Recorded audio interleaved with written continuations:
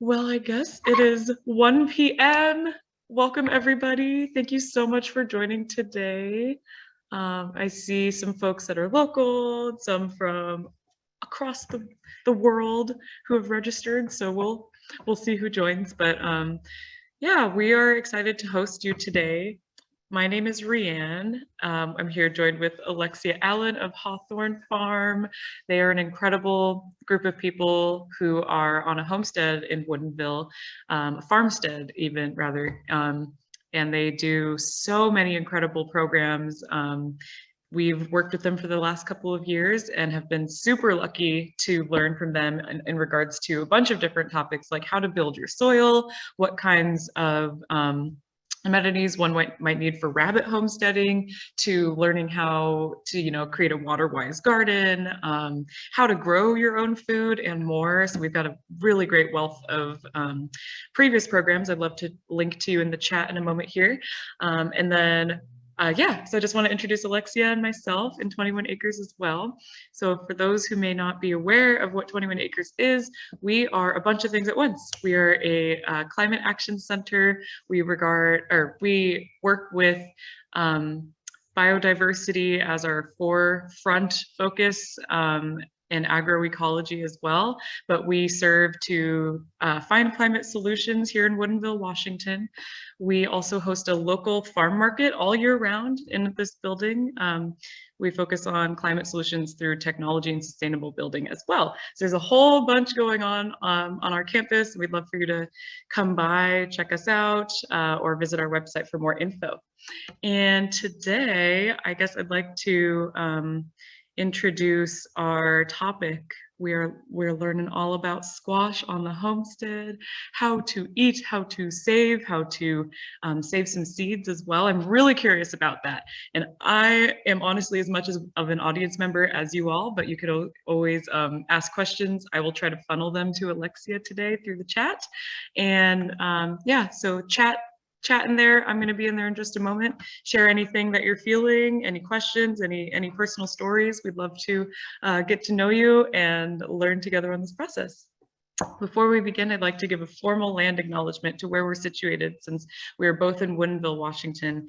We are seated on the ancestral lands of Indigenous nations, including the Stillaguamish, the Coast Salish, and larger Duwamish people. We want to honor the land that we're on today. And as we, talk about squash, which are such an incredible staple to this continent, even North and South America, we want to honor the Indigenous people, the land that we are on right now, and grateful to caretake for future generations. And I hope that by learning with us today, you'll see many ways how you can continue to advocate for biodiversity, keep the land intact, and consider the people who've been here before us in time and are still here stewarding 85% of the world's biodiversity with just such small land after colonization. So just want to honor them, honor this process, and I look forward to learning with you all. So I will be in the chat and I'll pass it up to Alexia. Wow, fantastic. Well, thank you so much, Rhianne. It's a treat to be working with 21 Acres, a treat to do these classes from my humble kitchen here with squash all over the place. Because it's November and 'tis the season to eat some squash. If I had to grow one thing, it would be squash. People often say, oh, wow, Hawthorn Farm, what do you grow at Hawthorn Farm? And of course, we strive for a huge mix of resilient biodiversity around us. But if I had to farm just one thing, it would be squash. I went right from mother's milk to butternut squash. And I've just never looked back, always a fan.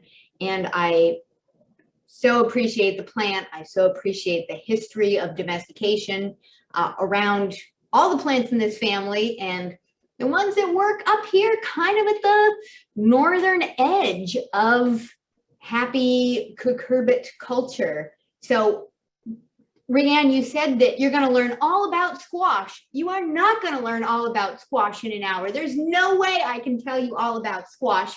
I can give you a few hints about what's worked well for me that I hope are going to help you enjoy your relationship with squash.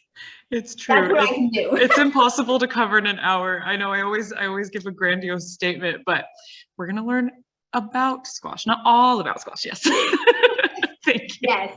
And there's, I think, I don't know if it's all, even everything that I can convey is going to fit in this hour, but we'll do our best, answer your questions. I looked over the list of things that people mentioned they were interested in, which is so helpful to me, and sounds like a wide range, everything from I'm just starting, tell me how to plant squash, to I'm interested in adding squash to my commercial farm. How do I do that? I will do my best to at least give you a few tidbits and have some fun along the way, including making squash pie. I told the rest of the household, hey, stay out of the kitchen for an hour, but then there's going to be squash pie. And I'm also going to ask your forgiveness right here at the start for any times that I say buttercup instead of butternut. That's a little foreshadowing. Okay, let me see if I can get my slideshow up and running.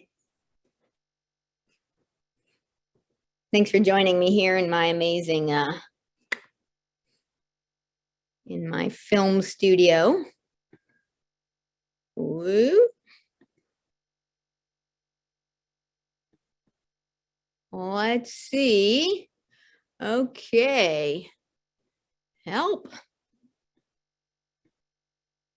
Is that working? Yes, Great. that looks Okay. awesome. If even I can figure this out, Zoom is doing something right. Okay.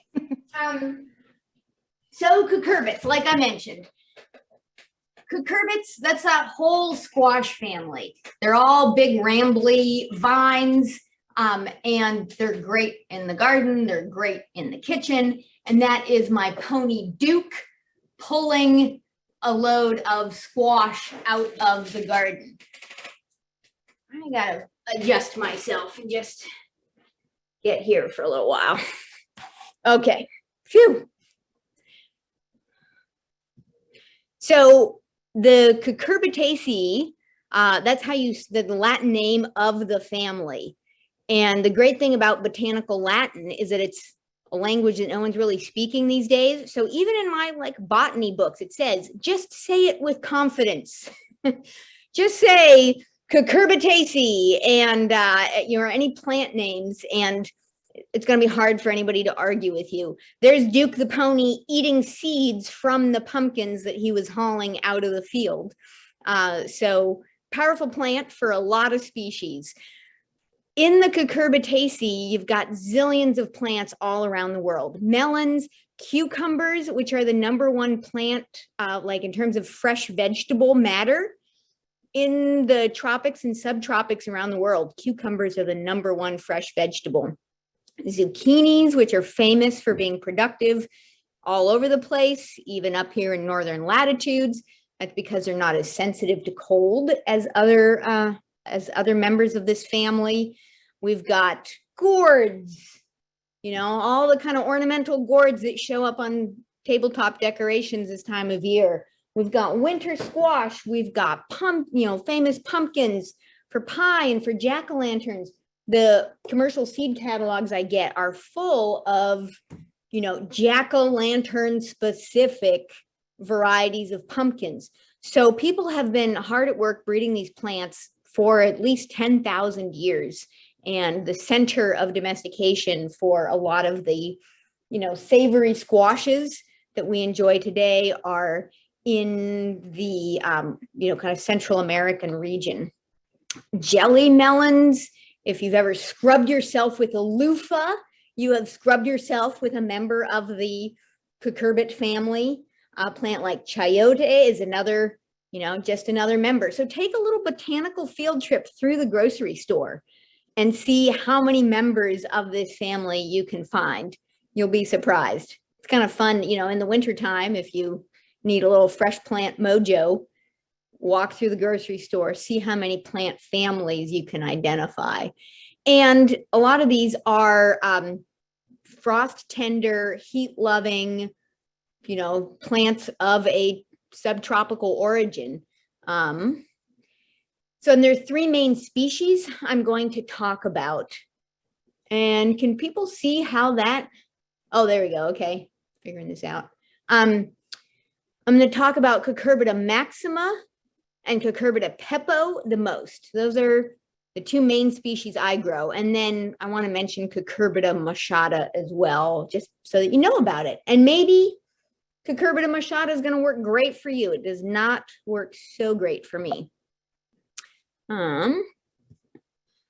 Okay, so a few people asked about starting squash, planting squash, and every year I see squash transplants for sale at the garden center. And I'm like, ugh, cringe, because direct sowing is so important. A squash seed sends out this really fragile taproot, and that taproot just wants to go down and down and down and start building that plant. And it's really delicate. So if you're trying to get a transplant out of a plastic pot and put it in the ground, you're going to be breaking roots. That's just going to be stressful. So I do start mine because I am up here in Washington State. I need to get a jump on any available warmth for the season. So I will sometimes start them in little 2-inch blocks of soil that you can see there. So I'm not using a plastic pot. I'm not disturbing the plant. I carefully check underneath each block. And as soon as I see a little root poking out, I'm like, oh, time to put you in the ground. Even if those little seed leaves aren't unfurled yet. That's the ticket. Like, I remember when I was selling plant starts and people are like, oh, I'm not going to buy that. That's like just barely opened. I'm like, trust me, take this squash plant, put it in your ground. It's going to outperform your garden center transplants that like have leaves and have a little flower on them, because those plants are just already stressed. They're already root bound. You're going to break a bunch of roots when you transplant them. This little plant that's not experiencing any interruptions in its growth, it's going to rock and roll for you. Sure enough. So keeping those little babies warm is important. Squash really like their temperature, like upper 60s, in the 70s. And part of the challenge for me is keeping the soil warm to germinate. Busting out of the seed coat, that's like being born. Like, that's a big job. And if there's extra warmth around that little germinating seed, it can happen way easier. So I try to like mound up the soil to get a little extra warmth on it. I peel back any mulch that's on my garden, because mulch will keep that soil really cool. And I put on a cloche if I can. A cloche is just basically something like a little clear plastic cap or greenhouse, or the clear plastic top of a supermarket cake container. Like, the neighbors give us their old birthday cake that's in one of those. And then I just I feed the cake to the chickens and take that clear plastic and use it to germinate squash seeds. And I think we get more nutrition from the clear plastic cover of the cake than from the cake itself. So keeping those seeds warm when they're germinating really, really helps the whole process get along. Certain varieties are really like vigorous and able to just handle the cold, but not all of them. And none of them can handle a frost. None of these can handle any kind of frost at all. Sometimes I'll push it and I'll plant like some first zucchini out there in April, put a cloche over them and kind of like hover over them. And we have gotten zucchini that way. And then we're, eating zucchini in June, which is awesome. But generally it's not worth the effort for any large scale planting to try and fuss around with, warming up the soil with cloches or greenhouses if you have a whole lot of squash. I used to farm 3 acres and I'd grow a lot of squash there. And like, there's no way I could put cloches all over 3 acres. But for a few plants in the garden, or to get an early zucchini plant or an early cucumber plant. So we build a hotbed, which is a giant heap of fresh horse manure, which is an abundant resource in my neck of the woods. So I put horse manure in a hoop house. It's like warm and steamy. It's 180 degrees in the middle of that pile. I put some soil on top. I throw a few cucumber seeds in. they're happily germinating in March, because as far as they're concerned, it's Florida. It's 70 degrees, in there all the time. And then we're eating fresh cucumbers in May.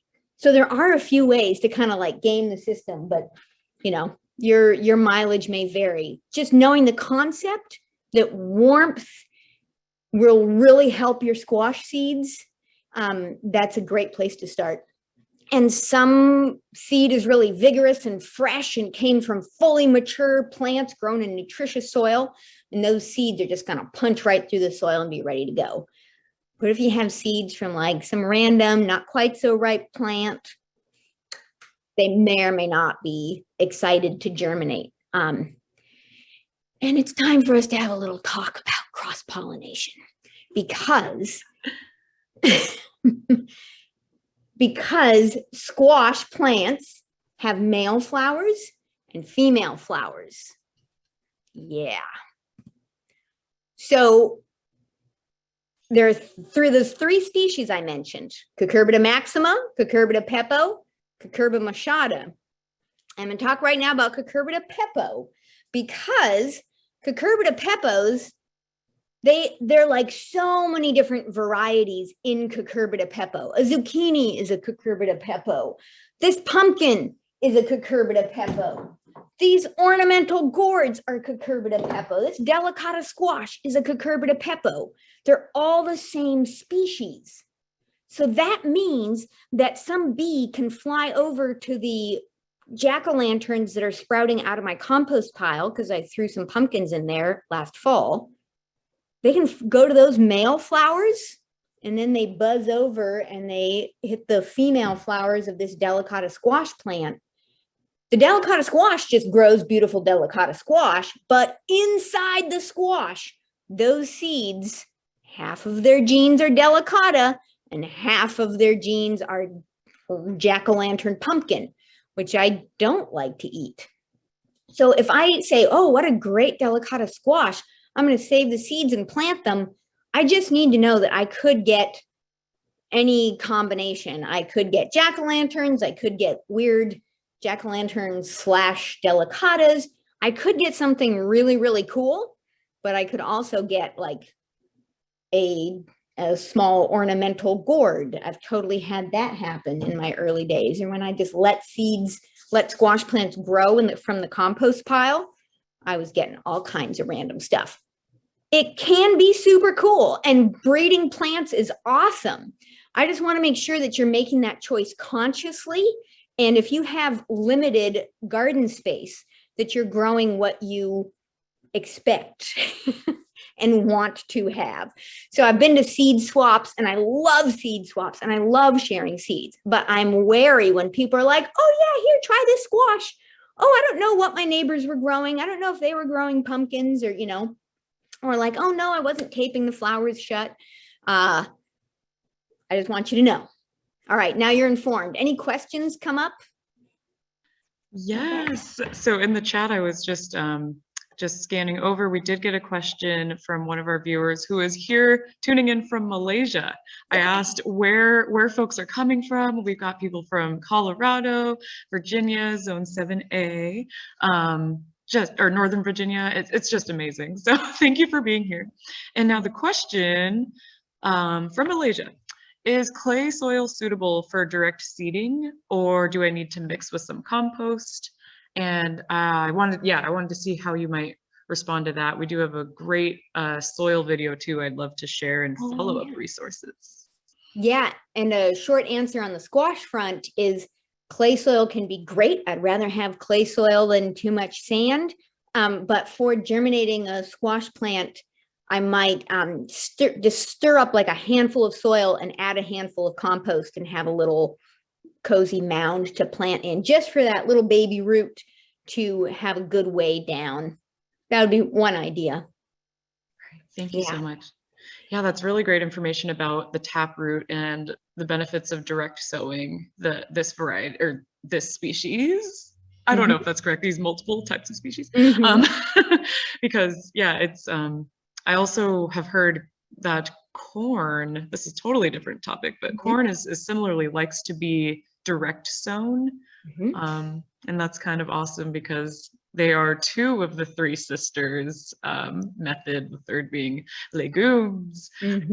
I'd love to try it. Have you ever tried growing the three sisters? I have a whole slide about it.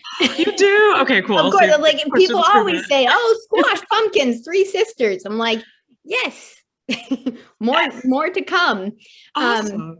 Something else to know about seed saving is if you're really saving maximum diversity, you want probably at least 25 plants, especially for like, the cucurbita maximas. And, if you're trying to maintain a variety in its full range, you want minimum 25 plants. And given that each of these plants takes up, a 10-foot radius, you got to have some space to grow squash. That is maybe the downside of the squash scene, is it takes a lot of space. Now you can tuck them into all kinds of cool places, but just know that, this is not a compact plant. It doesn't have to be. It's gathering lots of sunlight and it's making these massive fruits. It does need some space. So that's me there at my 3-acre squash patch, holding up one of the big buttercup squash that I had. And buttercup is far and away my favorite. I've grown and tried lots, but this is a cucurbita maxima. This is a buttercup. It's very confusing because butternut squash is a whole different species, but this is a cucurbita maxima. And where's another cucurbita maxima? I tried to put them all within reach. So this is a sweet meat cucurbita maxima. And over here, we have a cucurbita pepo. This is a weird delicata squash. So in that picture that's there on the screen with the squash, one group is cucurbita pepos and one group is cucurbita maximas. Kind of reinforcing this for your, for your grocery store botany trip. Looking at the stem is helpful. Take a look at those, those jack-o'-lanterns on display. The cucurbita pepos have a hard, woody, ridged stem, and the cucurbita maximas have a kind of a corky, soft, or like spongy stem. So even in their many, many varieties, you can take a look at the stem and generally have a good idea of which species it is. Cucurbita machadas, the butternuts, are also great. Their stem's a little more like a pepo, but they can have lots of different shapes. I have been trying to grow them for years and years. I have marginal success for my space and time. I just grow the cucurbita maximas. The machadas just take a little bit longer, and like needing an extra 10 frost-free days here can make the difference between a good harvest and a not so good harvest. So I'll sometimes plant them just for variety. I always love to try something new every year, but I also love just going back to my tried and trues because this is a staple food for us. We eat hundreds of pounds of squash every year, and we have for probably 7 or 8 years now. Wow. Yeah, it's definitely worth growing. And I'd point you towards Carol Deppy's book. I have them in a resource slide at the end of this too, but her book, The Resilient Gardener, has a whole chapter on squash too. So if you're fascinated by it, I'd point you in that direction. Okay, 3 species. Beware of the seed. I had a couple questions about your awesome slide here. Thank you so much for listing out the different Latin names and the origins of these kinds of squash. I'm realizing I kind of like the cucurbita maxima. I think those are my favorite because they're just delicious and sweet and softer, it seems like. So that's good to know about me. And I wanted to know about for the winter squash. Now you mentioned the frost is not very great as they're still growing. So is it kind of a hard stop right at the first frost that you want to cut off the plants and start to store them, or cut off the fruits? Yes, as a matter of fact, you even got to work backwards a little bit. If you're really trying to get the most awesomely ripe plants you can, you got to have a tough conversation with your squash plants because in September, they're still going to be sending out tendrils. They're like, it's warm, there's water. Yeah, like I'm growing, I got leaves, I got more flowers, I can do this. And you got to have a sit down with those plants and say, honey, you are not in Costa Rica right now. You cannot ripen. Like if you have a flower now and you're trying to grow a fruit from that, it is not going to work here. So actually go off and go around and snip off all those flowers. This is a great time to do your, sauteed squash flowers. Right. And I was growing my big field of squash. I was trying to find somebody to come and just harvest all the flowers and sell them to a restaurant. Awesome. I was like, hey, you can just have the flowers if you're willing to go out there and harvest them and, deliver 2 bushels of them to a local fancy restaurant. Like that'd be great. That's a great trade. Yeah, you can like chop off those flowers that develop later in the season, a month before your last frost. And that way you'll get riper fruit. And the ripe fruit are delicious and they have the most viable seed. And I like to keep viable seed around. I just feel this sense of security of like, yep, I can go and plant 600 more squash plants if I need to. I love the packets that I buy from the seed store, and I love my seed sources, love the plant breeders, love the companies. And it's just nice to have viable seed. And you've probably never tasted a squash from the grocery store as good as something you can grow. Those look amazing too, by the way. I just wanted to compliment those examples you brought up look beautiful. I love the blue one. Oh yeah, there's so many good species. And we got one more question as well, and on the topic of seeds too. One of our guests is asking, how far from another squash species should the target species be for the seed to breed truly? Excellent question. Depends on your pollinator levels. And I would refer you to the book Seed to Seed by Suzanne Ashworth. And I have them listed in the resource slide as well. And then the Organic Seed Grower by John Navazio has like everything you could want to know.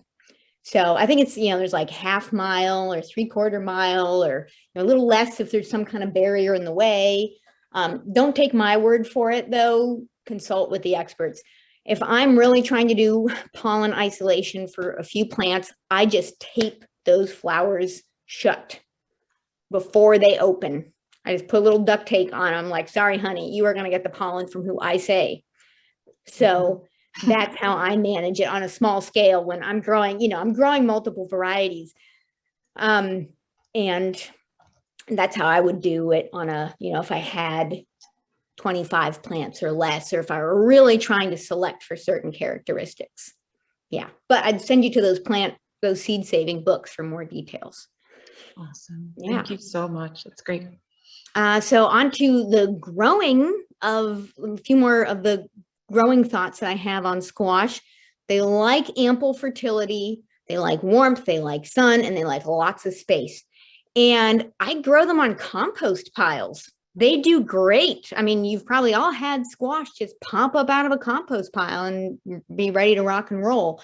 So that's what I'm doing there on the right-hand side is I just went and I stuck a few of my little extra squash starts in that compost pile. I walked away.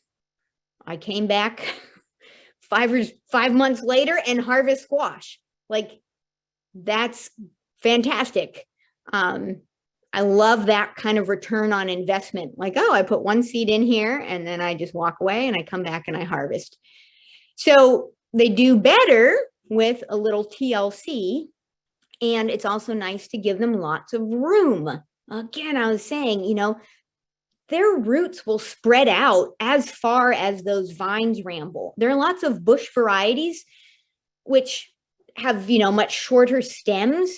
It also means that they're not quite making as many fruits. I just have not been impressed with bush varieties. So unless you're like really desperate for space, I would say one zucchini plant with 3 feet of space around it is going to fill that space and probably give you all the zucchini you want. So I know it's easy to cram those plants in close to each other, but give them space. You'll be surprised and pleased, I hope, by how much water they can forage for themselves, by how the plants keep producing all season long, if their roots can just keep expanding. And like I said, my big, buttercup squash plants, I'm like 10 feet, you get all the room you want, because then I have to fuss over you less if I can just give you the room to find your own nutrition. And of course, zucchini are famous for getting giant.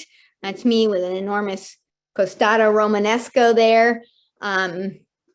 Yeah, you've probably all had giant zucchini happen, but around here, we know what to do with them.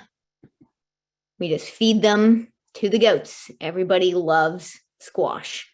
So see how, I hope large zucchini fit into your farm ecosystem somehow. It's nice to have an outlet for them. I haven't made zucchini bread in years. I'm like, just let the goats turn them into goat cheese. That's awesome.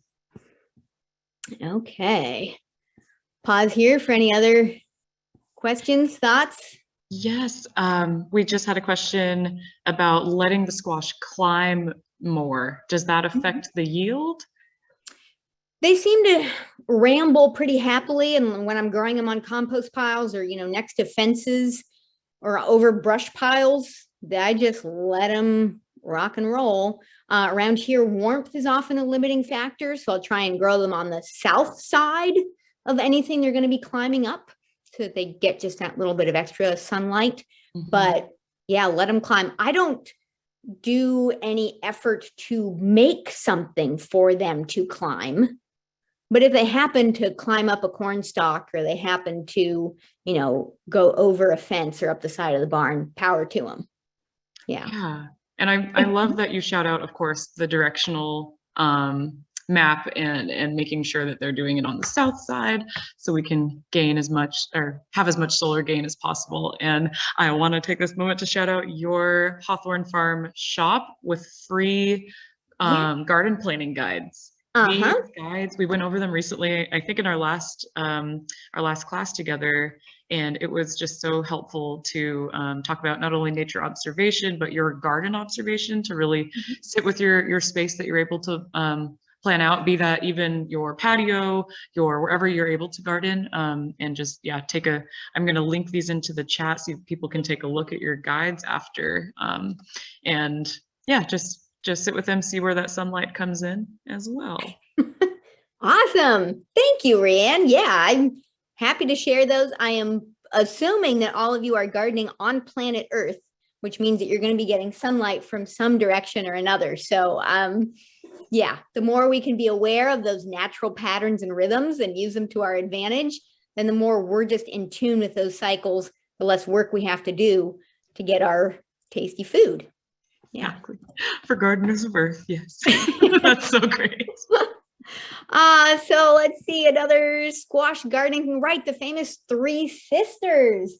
So people, this is a famous and fantastic way to grow squash. It's where you've got corn plants, you've got bean plants, you've got squash plants, which has worked fantastically well for a lot of people for thousands of years. And it was not typically practiced in the Pacific Northwest and one potential reason is that water is a limiting factor during the growing season for us. Carol Deppe talks about this in her books. We don't get afternoon thunder showers all the time during the summer. So if you have very dry soil and a lot of roots in that soil, they're going to be competing for water. So that's why, I space my plants really far apart. It doesn't make as much sense to grow them close together. I grow those three sisters plants. I grow corn, squash, and beans. They are absolutely staples for us, but I don't grow them close together. Now I'm standing there in that popcorn patch. I'm just harvesting it with kids this morning. And there were squash plants at the edge of that, and the squash plants sent some vines up into the corn stalks. Power to them. But I didn't try to make that happen. I've found out that growing them, all together in a hill, for me, in my garden, in my system, doesn't quite work. I grow a lot of buckwheat and a lot of kale around my squash plants, because at a certain point of the year, the squash vines are just this ocean of big prickly leaves. I can't get in there to weed. The leaves are shading out all the weeds anyways. But if there's some little kale plants just hiding underneath those squash leaves, when the squash die back in the fall, ta-da, I've got my kale plants for the winter growing right there. So that's another tip I picked up from Carol Deppy. I've used it multiple years. I love it. You can plant buckwheat or kale around them, and the frost will kill the buckwheat, but the kale will live on, and then you just already have your next garden planted. But just be cautious about the three sisters and just don't put them too close together. And a lot of beans don't really yield well without light. Like I could plant beans at the edge of this popcorn patch, but not in the middle of it. Like not even my kale and stuff grows okay in the middle of in the very middle of a giant tall popcorn patch. Your mileage may vary. So here's a picture of the vines after frost. That's a big old heap of horse manure. And again, an abundant, it's just the resource I happen to have. And that was like, you could not walk across that earlier in the season because it was just a sea of vines, and it revealed a bunch of pumpkins, that I'd picked up. Oh, someone gives me their Halloween pumpkins to feed to the goats, and I toss it on the compost pile. Next thing you know, next spring, it's full of pumpkins. Now I was growing delicata squash right next to those pumpkins. And remember, this is a cucurbita pepo.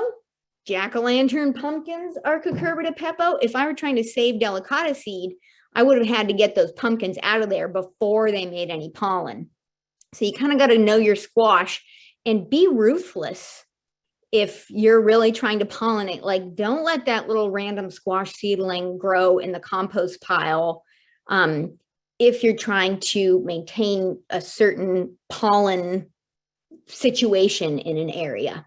Or let it grow and just don't save seed. That's what I did. I was like, I'm not saving delicata seed this year. More pumpkins, the merrier. Great. But just make the choice rather than be surprised later. Okay. Squashing right along.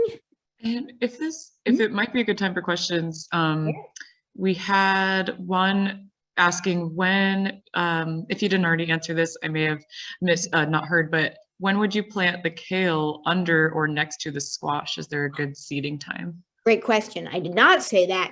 There are a couple of answers depending on how much kale seed you have. If I let a kale plant go to seed, and if I have 15 kale plants going to seed and I have a gallon of kale seed, I just sprinkle it down any old time, winter through spring.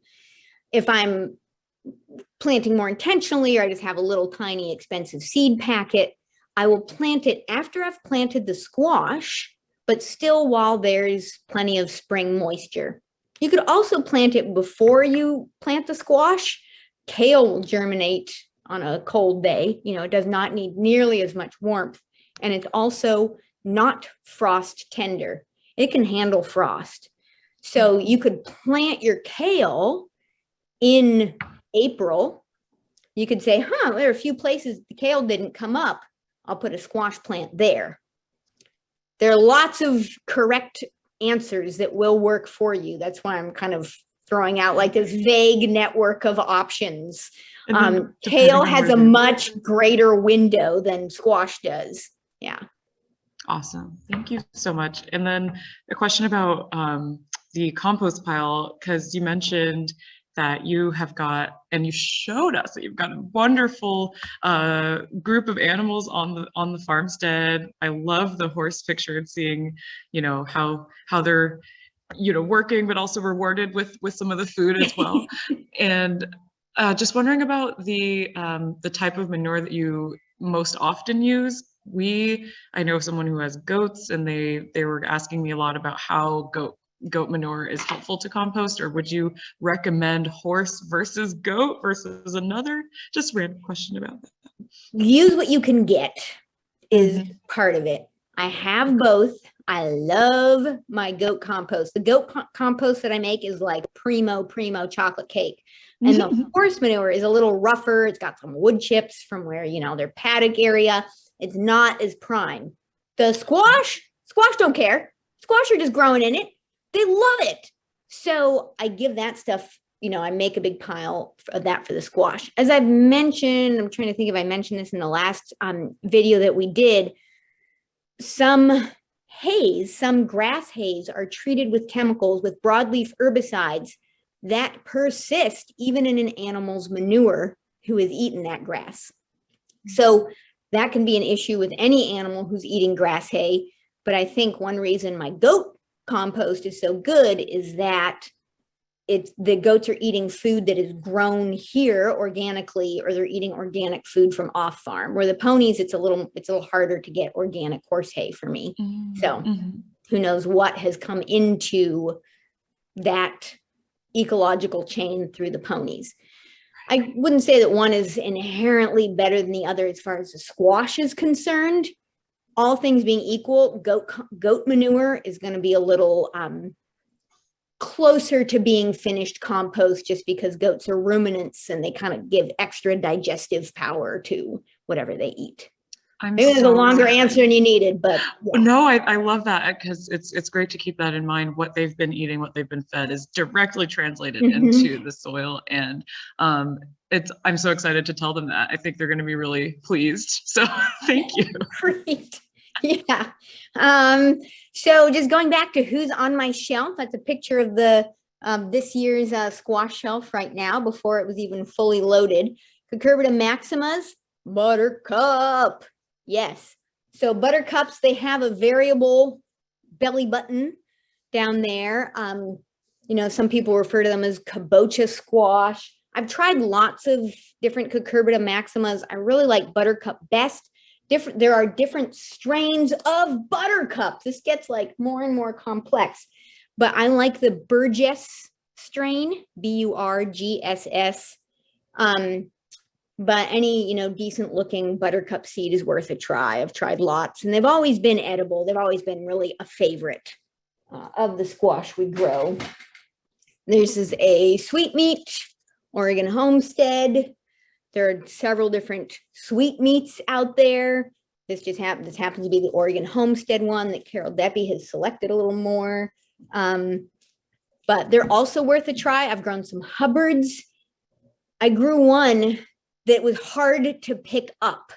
Like it was, you know, I could barely lift it. I had to drop it on the pavement to crack it open to even fit it in the oven. I felt like I was baking a sea turtle. You know, it was like this giant dome of a squash I'm like cramming into the oven. It was so big. Like, how on earth can we, you know, we can't eat that. We have to freeze a bunch of the squash. So, you know, just right size your squash in terms of how much you can eat at once or how much you want to preserve. You can make squash leather. You can freeze pureed squash. I don't can it. Doesn't seem worth it to me. We have fresh squash on our shelves for, you know, 5-6 months out of the year. And by then we're ready to stop eating it. So I don't do a lot of squash preserving. We mostly just eat it fresh. Any that are going funky or aren't mature, we cook and feed to the goats or feed to the ducks or the chickens, and they love them. Cucurbita peppos, a lot of them are crazy bland out there, but candy stick dessert delicata. Oh boy, I don't think I have. Oh, here. Ta-da! A whole tray of them baked. So this is a variety. Candy stick dessert delicata is extra sweet. There are other good delicatas, you know, honey boat and sugar loaf. Those are hints that they're going to be delicious. We just cut them in half, bake them. I made a giant tray this morning so that everybody could just grab them. It's like growing your own delicious pastries. I eat them skin and seed and all. I'm just a kind of like a high fiber diet person. I don't eat the stem, but it's simple. No butter, no sugar, nothing. Just eat the heck out of these. They are that good. So hot, like if there were one squash that I'd be sure that everybody's going to eat, candy stick dessert delicata squash. Highly recommended. Those look amazing. I agree. I was clapping along because those truly, you don't need anything on them, and they're just that variety that you've mentioned. I haven't tried candy stick dessert, but I'm going to. Yeah, they're off the hook. We just eat them.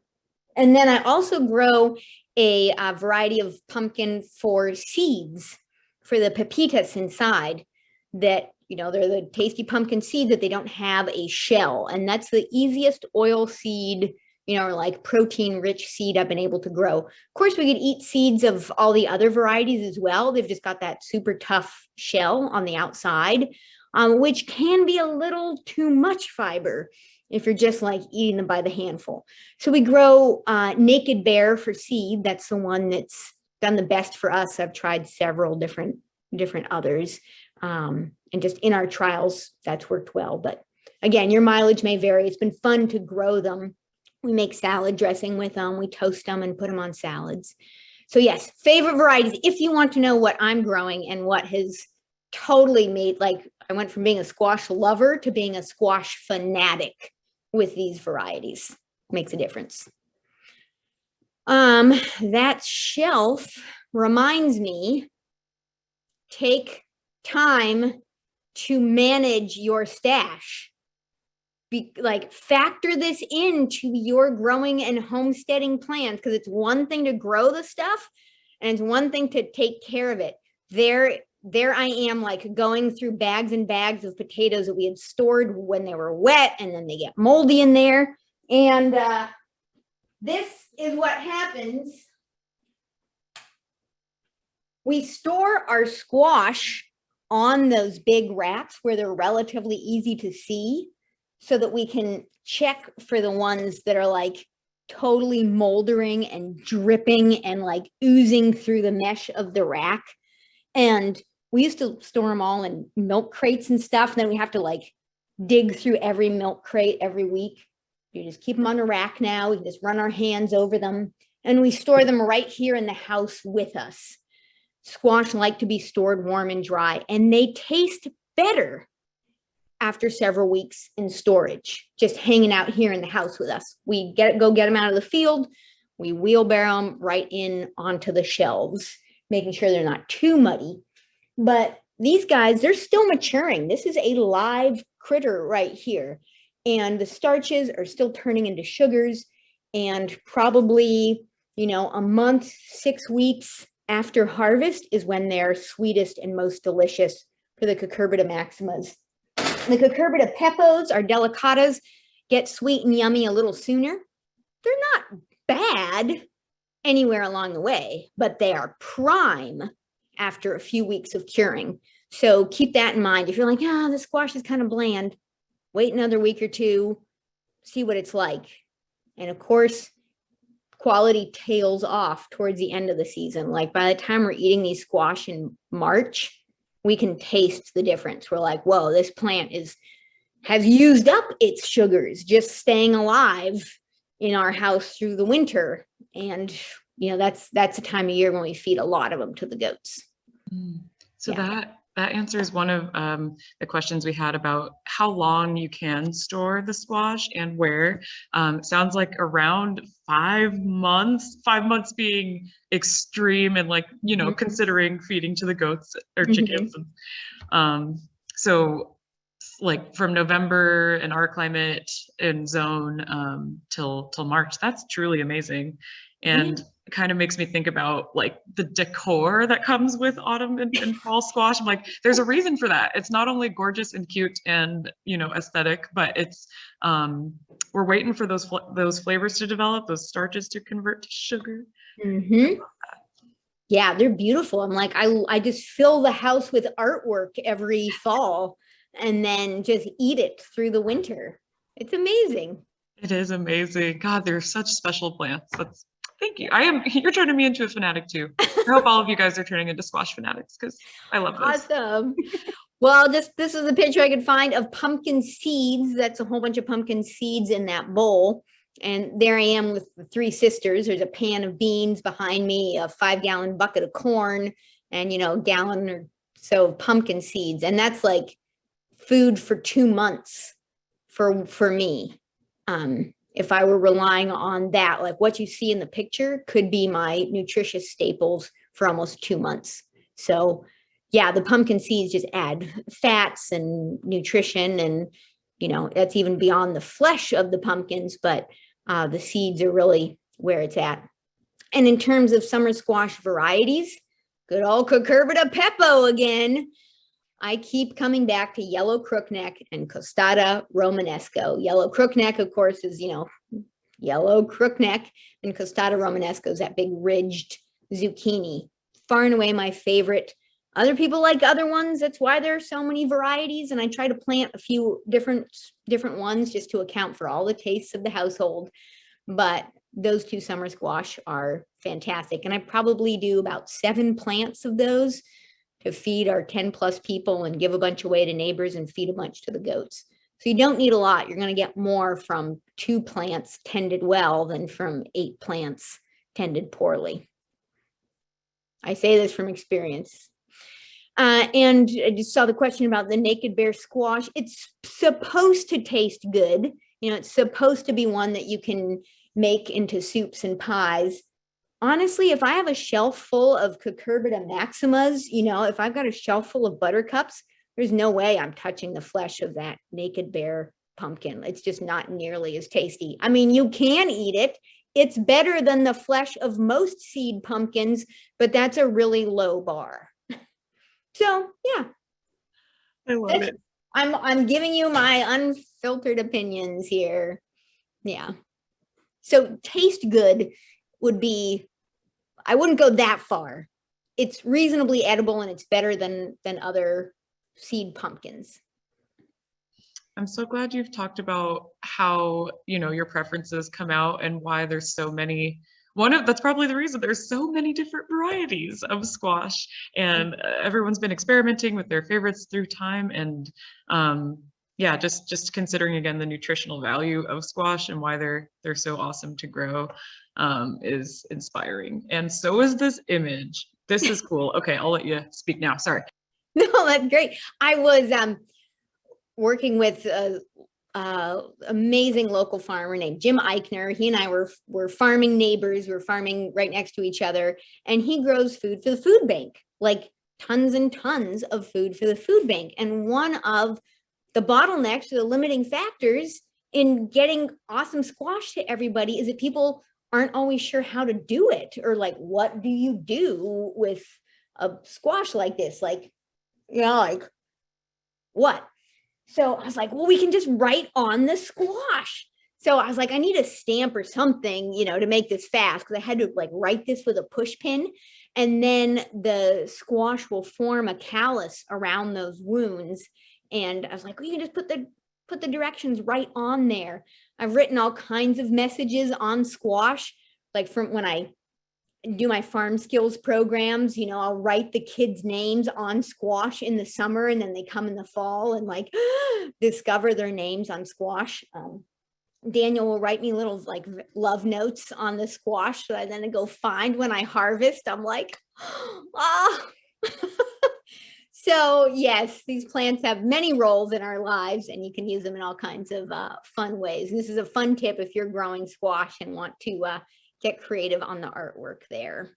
And yet another, especially for folks who are marketing squash or how to do this commercially, just think of the decorative potential of being able to sell a squash that has a cool fall leaf pattern on it or something. That was something else that I've thought of when I was growing 3 acres of squash. I'm like, how do I market and get these squash to people who will appreciate them? You can decorate them too. Oh my gosh. It's so brilliant. This brings me to some of the culinary uses of squash that I'll jump into after this slide, after you get a little, just look at this and some of the different resources. These are just great books that I happen to have on my shelf. They're not necessarily the, last word on squash growing, but this is where I got some great information, for this and for my squash growing life. And again, just a few of the seed companies there that I've used. I'll say a quick note on ordering from seed companies, because winter is when seed catalogs come. And a lot of seed varieties will have, it will say F1 next to that variety. And that means it's a hybrid. It means it has, you know, kind of one genetic line as one parent and another genetic line as the other parent. And that's the seed that you're getting, F1, the first generation of that cross. So that's not inherently good or bad. It can mean like you get more vigor in the seeds or more vigor in the plant, or certain characteristics in the plant. But then it also could potentially make it harder. Like if you plant the seeds from that plant, you might get something completely different. It might look like one of those parent lines. And so I happily grow hybrids of a whole different varieties. You can just keep growing them and just love whatever you get in the results. I'm just saying that that's what the F1 means. And it's, again, something to know about in your seed saving and squash growing journey. Okay. Wow, time flies. Anything else before we jump back into the kitchen? Yeah, if there's any other questions, please do funnel them in. I just want to shout out how incredible and inspiring learning that you can draw on squash is. So you said you do it in the summer with a gentle push pin, just like a light graze, of course not stabbing into the plant, but just grazing it with and drawing. And is there a certain depth that you'd recommend for a really nice bulbous font? No, like not more than a 1/4 inch, or like a millimeter even. You can just scrape in and it works great. I've also taken, it didn't work as well, but taking metal cookie cutters and just like tapping them into the skin of the squash to get a stenciled or uniform shape. Another possibility. It's kind of hard to do. Like squash are fairly tough. It's a little easier on a zucchini or something with a really thin skin, which reminds me that I like growing varieties that have really thin skins, because then I just eat the whole darn skin.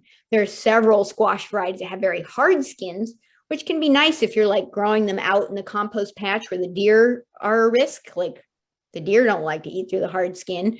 So, you know, again, it's not inherently right or wrong. It's just what works well in your kitchen and your growing area. And I opt for edible skin squash just so I can eat the whole darn thing.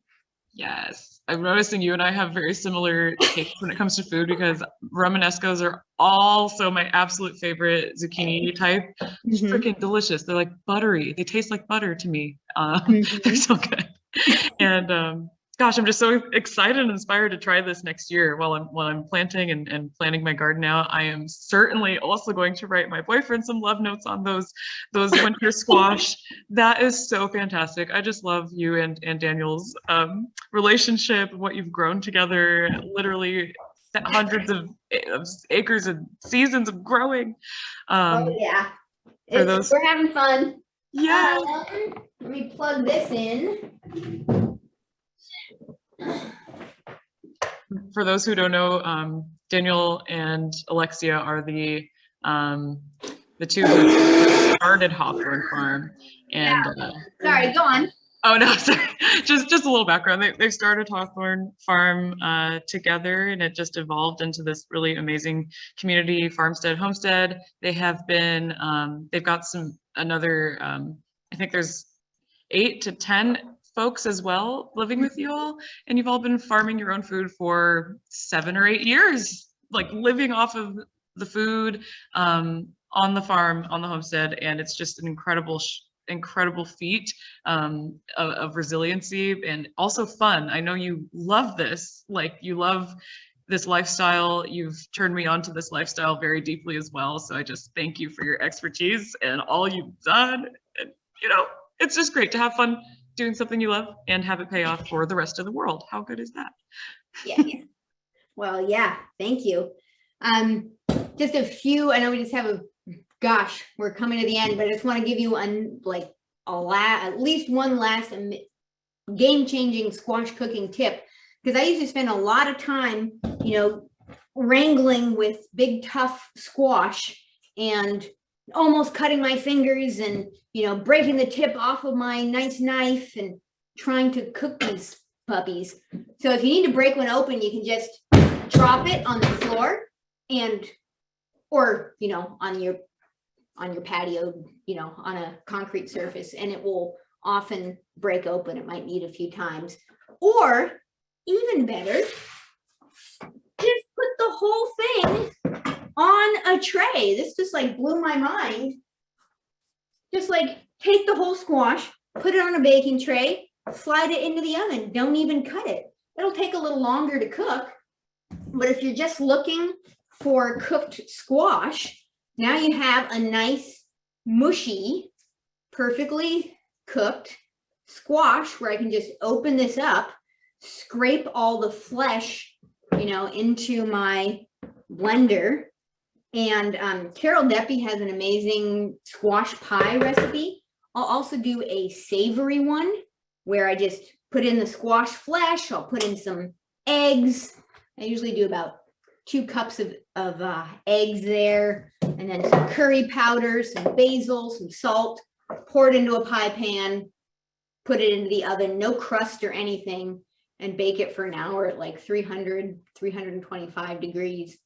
And then I have this incredible, delicious squash pie. No crust, like it's so easy, and we just eat the heck out of them all winter long. We love the sweet ones too. During our year of real hand harvested food challenge, I made them with maple syrup. This is maple syrup from our trees here in the forest. Next month, tune in for the maple syrup class. We showing you how to make that. But I realized the importance of spices. I had all the ingredients to make squash pies, but no cinnamon, no nutmeg, no cloves. And I realized, wow, it's hard to eat a lot of squash pie without those spices.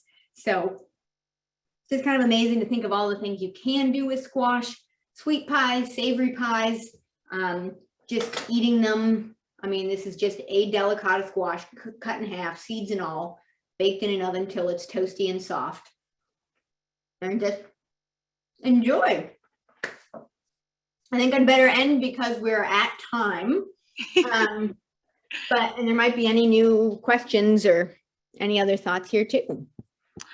Oh, that was so fantastic. You're so wonderful. That I love the vision of just cracking the squash open. Hello, that makes so much sense. I've similarly broken my knives, so thank you so much for that and taking us on this awesome journey. We did get someone in the chat who says butternut squash lasagna. That sounds fantastic. Put your other favorite squash ideas in there. Yes. I totally want to hear. Yeah. I think my favorite right now is squash quiche. Just adding it to my quiche recipes, and I like the buttercup very much. It's just soft and yummy.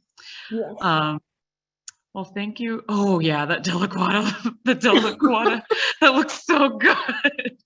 I also love those seeds. Yeah, and I just eat them. Some people scrape them out. You know, the chickens love them, the goats love them. Of course, you can't plant them once you've baked them. That's the thing about leaving them in there. But when we have them on the tray, what we've sometimes done too is taste testing each individual squash. And if you're really serious about it, you can cook half the squash, save the other half. If the squash is delicious, you save those seeds. If the squash isn't, you feed them to the chickens. So you can do your own squash selection. Like there's no reason for you not to play with this plant and have a great relationship with it from seed through harvest and eating any way you want. Yes, and especially the information too about harvest, like preparing it for hardening off or harvesting, like getting the squash blossom involved in your life. I want to learn how to cook with those too. I love quiche, so I'll probably just lay it on my quiche on the top. Well, I guess if anyone else has questions for us, please do email. I will list follow-up information for everybody, including those awesome resources Alexia brought up in the slides. I'm going to follow up with the resources on Eventbrite through the email, so you'll see another email from us. Tune in next month to understand how you can tap maple syrup in your own backyard, or places, people who have trees that you can, you know, make a party out of it. I don't know any in Malaysia, but I'm sure there's something fun to do there with trees. Truly, I would love to learn what, you know, if there's something similar. And it's so awesome to have everybody here this great Saturday afternoon or morning or night where you are. And we just thank you so much. Everyone's saying thank you in the chat. I really appreciate you and appreciate everyone coming out today. So I guess we'll end here, and happy squashing. I cannot wait to grow more next year. Oh my gosh, you've inspired me so much. Make space for squash in your life. All right. Thank you so much to everyone, and to you, Rhianne, and all at 21 Acres. Thank you. All right, we'll see you next month. Bye.